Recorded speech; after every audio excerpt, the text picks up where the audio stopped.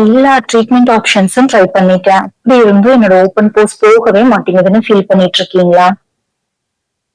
அப்போ நீங்க உங்களோட ட்ரீட்மெண்ட்ட கரெக்டா புரிஞ்சுக்கல.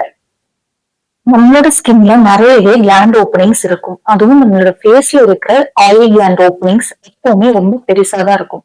இது இன்னும் ரொம்ப எக்ஸசிவா, லார்ஜா ஆர் விசிபிளா தெரியும் போது இதை நம்ம ஓப்பன் போர்ஸ்னு சொல்லுவோம். இதுக்கு நிறைய ரீசன்ஸ் இருக்கு. லைக் ஜெனட்டிக்ஸ், உங்களோட ஆயில் செக்ரீஷன் அதிகமா இருக்கிறது, சன் டேமேஜ் அண்ட் ஏஜிங்னால இருக்கலாம்.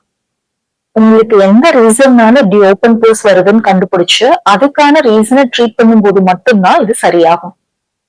எக்ஸசிவ் ஆயில் செக்ரீஷனா இருந்துச்சுன்னா நம்ம ஆயில் செக்ரீஷனை கம்மி பண்றதுக்காக சாலிசிலிக் ஆசிட் ஒரு நியாசினமைட் பேஸ்டு ப்ரிப்பரேஷன்ஸ் யூஸ் பண்ணிக்கலாம். அந்த சன் டேமேஜ்னால வந்துச்சுன்னா ஸ்ட்ரிக்ட் போட்டோ ப்ரொடெக்ஷன் ரொம்பவே இம்பார்ட்டன்ட். அந்த ஏஜிங்னால இருந்துச்சுன்னா anti ageing procedures and retinal based products நம்ம யூஸ் பண்ணிக்கலாம். அண்ட் இந்த ஓப்பன் போர்ஸை சரி பண்ணிக்கிறதுக்காக சில medical treatments like carbon laser toning, CO2 laser and MMRF அவைலபிளா இருக்கு.